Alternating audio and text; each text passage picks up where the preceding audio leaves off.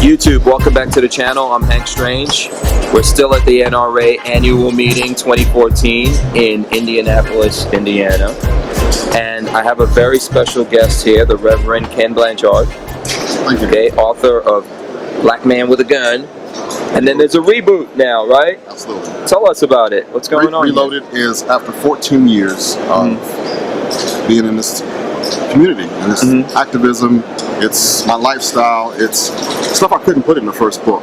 The first book was kind of like, well, I want to tell the story about gun rights. I want to put history in it. I want to put what we should be doing and how it's okay to be black and armed. But I didn't want to make it a scholarly journal. I wanted it to be a primer. I wanted it to be an easy read.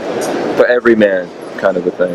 And then I tried to just play on words, the black man with a gun thing, knowing that one day that wouldn't matter. And that was my whole purpose, that one day nobody would care. That wouldn't have negative connotations to it. Bad part was there was some marketing things I didn't know about. I didn't know how scary I could make a cover. I made my cover so scary people didn't want to touch it. Really? Yeah, I did some bad stuff there. I got too artistic. I didn't have a good editor. So this new one, 14 years later, is called Reloaded, and it's published by White Feather Press. I'm telling a story now. I've become a good storyteller. So I'm telling you about my life as a kid. I'm telling you about my grandmother. I'm telling you about my life in the military. And I go from that point to gun rights and how history, I weave my own story into black history. I'm a child of the 60s, so I've been around a minute. I've seen some changes. And then I talk about the gun culture right here, the NRA, how we've gone from 0 to 100, where we are right now. And the changes since the last book. Yes. Plus, I actually add some stuff from my employer that I didn't put in before, and how that affected how I couldn't talk before. And that's in there, and it's like a little how-to things about the gun itself, firearm safety. There's a nice little terminology glossary in the back. If you're a new shooter, you can like, oh, what the heck a wad cutter is. It's explained in the back. And no pictures in this book. It's available electronically, Kindle and Nook and all that stuff. And it's going to be an audio book coming out, right? That takes a little work. Make sure I pronounce my words correctly. So you're going to actually read the audio book? Yeah, I thought it'd just be better if I did it than absolutely. Some stranger. Yeah, that's great. You got the voice for it. It might even be better because I might add some stuff that's not in there. I might say, wow, this was going on. You didn't know that my grandmother was also blah, blah, blah. Oh, I look forward to that because I'm a big fan of audiobooks. Being busy, running around, editing, dealing with the kids and everything, I love to listen to an audiobook. So please let me know when that comes out so I can get that. It's available on my website, blackmanwithagun.com. You can also get it at Amazon and Barnes & Noble.